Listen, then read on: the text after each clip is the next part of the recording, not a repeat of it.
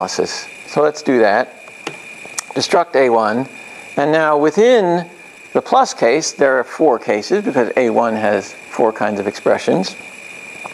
And in the first case, where A1 is a number, well, now I've got another case distinction. If n is 0, we do one thing. If n is the successor, we do a different thing. So we'll do a destruct on n. And now in that subcase, we have 2 cases, the 0 case and the other case. So now, let's look at this first case. We threw away the 0, right? If we go back one step, when n is 0, when n is non-zero, we're returning the plus of optimized 0 plus of num n with A2. But here we've thrown away the A plus and the 0. This is exactly what optimized 0 plus is supposed to do. And so now we need to prove this. And how do we prove it? Well, we have induction hypotheses. So, in fact, this is exactly the second induction hypothesis. Why do we have 2 induction hypotheses? Because we're doing induction over one thing, but the plus case had 2 sub-expressions, both of which are AX. So we get an induction hypothesis for each one. All right, so we can apply the induction hypothesis. When n is not equal to 0 and we simplify, this comes to, oh, well, that's not very nice, really. If we, well,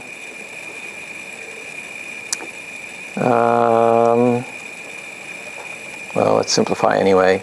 So basically, we have the S wrapped around the outside here because the simple has started to evaluate the plus for us. And that's not really what we wanted, but it doesn't hurt any. We can see again that the second induction hypothesis is going to be useful here because it allows us to rewrite this guy. So let's do that. Rewrite by the second induction hypothesis, and now it's proved by reflexivity. Okay, so that was the num case. Here's the plus case. And this looks like a big mess. So let's simplify it into an even bigger mess. But at least it exposes the case analysis. So if the program is doing a case analysis on A11, the first child of A1, right, then our proof can do a case analysis. So first we're going to simple above the line. Notice there's a case analysis above the line too. What was above the line? It was A eval of optimized 0 plus of the plus A11 with A12. And the question is A11 a num 0 or something else? That's came out of the definition of optimized 0 plus. So we can, before we destruct, we're really clever. We notice that this expression is the same as this expression. So we can just rewrite by IHA1. I might not have noticed that. I would have done a destruct, and I would have gotten there in the end by a much longer route.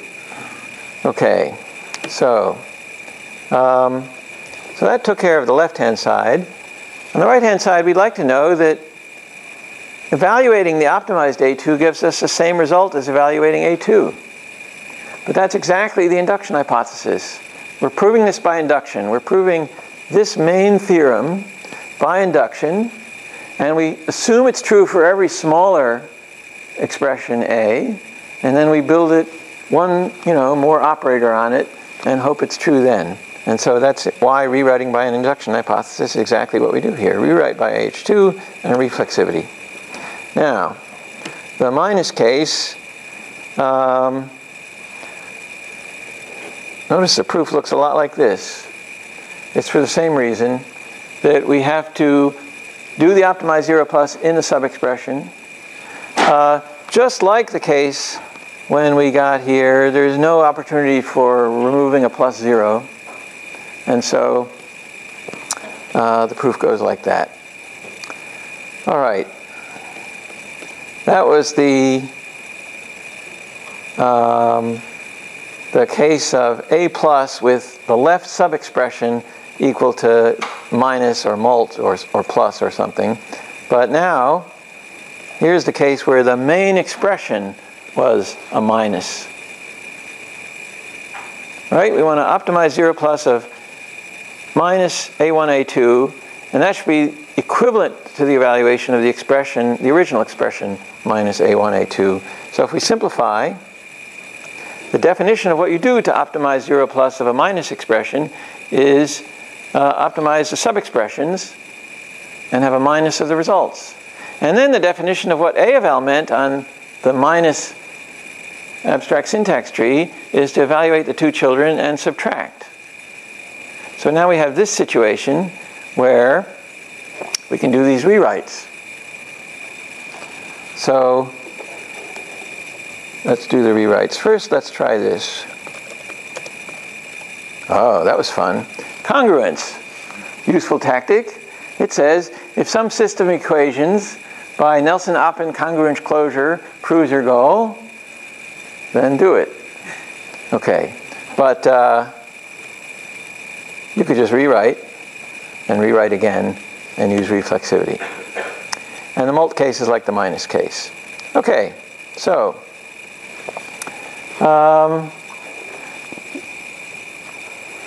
the author of this file did not type all these words all these times, but used copy and paste.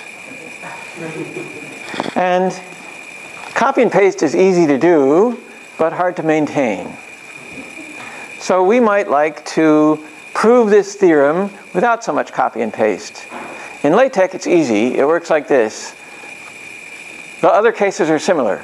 QED. Okay? And we want our coq proofs to look the same, but be formally checkable. So we're going to use proof automation. And here I'll give you a little introduction to some of the tactics in coq that are useful for sort of organizing proofs of this kind. And we'll start with try. Try is a tactical, that is, it's a higher order tactic. The word tactic and tactical were sort of defined in this way in approximately 1977 in the Edinburgh LCF project led by Robin Milner. That was sort of the first proof assistant of this general kind. Now, here's a theorem. For all arithmetic expressions, A eval of AE equals A eval of AE. Well, we could prove this by reflexivity, but instead we'll prove it by try reflexivity. Try runs a tactic. If it succeeds, great. If it fails, no problem. Reflexivity, if it fails, it complains. Your proof is broken.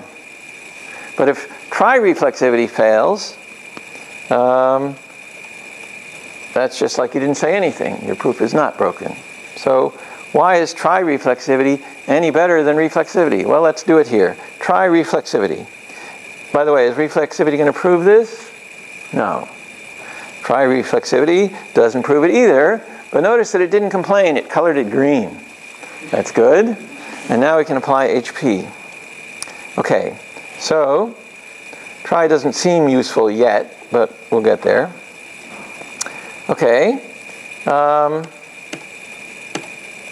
here's a theorem. The Boolean less than equal test of 0 and n always returns true. Okay, so we can do it by case analysis. If I were to unfold this thing, you would see a pattern match on n for the O case and the S case. So our proof can go by case analysis on n. We destruct n and simplify, and that's true equals true. And here we destruct, in the other case we simplify, and that's true equals true. We have to destruct n. If we just try and simplify here, Oh, that works. That wasn't supposed to work. Okay, well, pretend that didn't work. Okay. Now, here we're using the semicolon tactical. This says, destruct n, and then in each subgoal, do this. And then there's another semicolon that says, in each subgoal that remains from that, do this. So, destruct n, semicolon, simple, semicolon, reflexivity. And now, here's a new proof of optimized 0 plus sound. We're going to do induction on A, and we'll try simple, semicolon, rewrite by IHA1, semicolon, rewrite by IHA2, semicolon, reflexivity. And then we'll stop. What happened? Well, there were 4 cases, because, A had 4 choices. Here we have only 2 cases. 2 of them were successfully solved by this sequence of tactics. In these 2 that remain, something must have gone wrong. Simple never fails. I mean, it doesn't always do anything useful, but it doesn't fail. But the rewrite might have failed, or this rewrite might have failed, or reflexivity might have failed. In which case, try didn't complain. It just left us the proof goal unchanged. So now, in this case, we can do it by reflexivity. And in this case, we can do it by, and here we'll destruct A1. And we will try this sequence of tactics. And that left, what did we have here? We destructed. That gave us 4 cases. It looks like 3 of them were solved by that try. And this is actually the interesting case that's left. And okay, we're going to destruct n. This distinguishes between 0 and non-zero. That's interesting in the optimized 0 plus function. And then in both cases, we'll do simplify, rewrite by IHA2, and reflexivity. And we're done. QED. Now, here's the trick.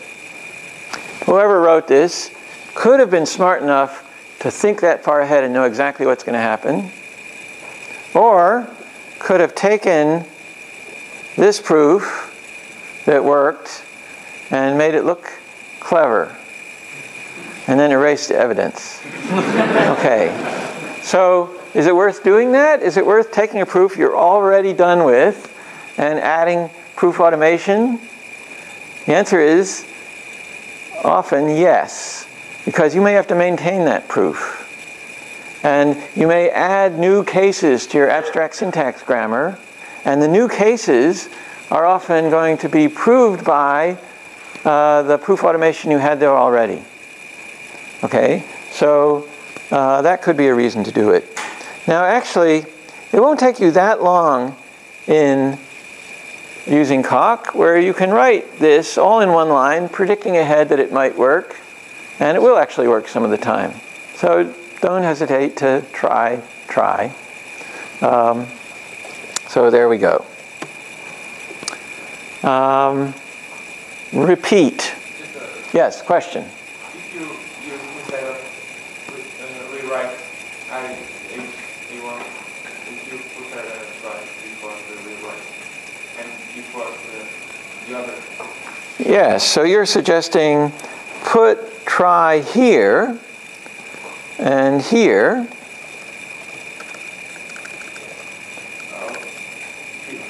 And so on, and maybe even before the reflexivity. Okay, and what this will do is it will get as far along as it can. This is a pattern that's often quite useful, right? And it's probably worth doing. The possible disadvantage is that it makes changes that you didn't want to do in some of the complicated cases. So how you combine the various tacticals, in this case the tacticals of interest are the semicolon and the try, and notice the parentheses, right? We put a try around the whole sequence with the parentheses here. How you combine them is up to you. What we're doing is programming in the LTAC language an algorithm for computing a proof. Now, we don't have a proof theory of the LTAC language. It's difficult to prove that prover programs are correct. But we can check the proofs that they produce, right? If I write some program that doesn't do anything, let me take away the try, for example. I'm going to do induction A, and in every case, do this sequence of things. And then it complains, because some of the cases, this was wrong. So our tactical programming language is not one that we have a good proof theory for, but we're using it to construct proofs that we do check. Okay, I want to prove that the number 10 is in this list. So how do we normally write this proof? You remember that, let's print in to see what it is. In is a fixed point that says 10 is in this list if it's equal to 1, or if it's equal to 2, or if it's equal to 3, right? If I were to simplify here, all right, 1 equals 10, or 2 equals 10, or 3 equals 10, or 4 equals 10. Now, how do we prove this? First, we inspect it to see if 1 equals 10, and we say no. So we go right, and then we inspect it again. This gets tedious. Copy paste is our friend here, but we have an even better friend, and that's repeat. So let's do this tactic exactly once. Try left, reflexivity, and then in every remaining proof goal, do right. So what happens? If left reflexivity succeeds, how many proof goals does reflexivity leave? None. In every one of those none, go right. Okay, but what if the reflexivity fails? Then how many proof goals does try leave? 1. So in that proof goal, go right. So we're going to do that right now, and it went right. Notice the 1 disappeared. In fact, let me simple, and you can see it more clearly. We're going to go right in this big OR, and the 1 equals 10 disappears. Okay, and let's do it again.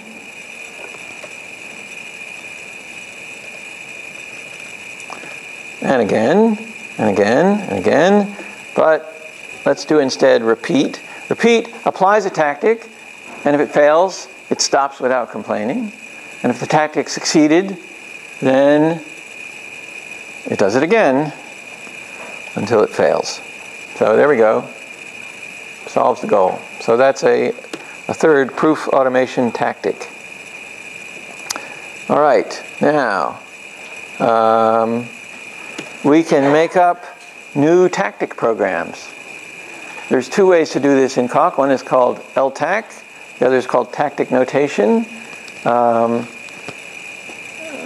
Here's an example of tactic notation. So simple and try will be a new tactic that takes an argument C that is a tactic, and what it does is simple and then try C.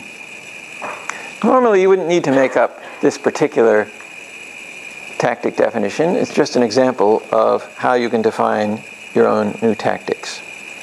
Okay.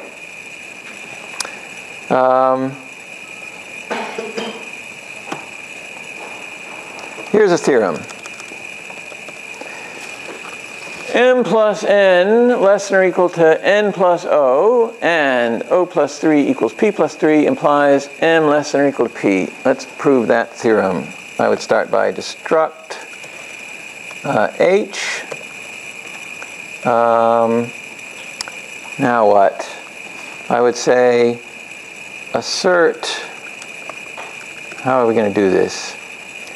I claim that O equals P, right? So assert O equals P. How do we prove that? Probably by, I don't know, search about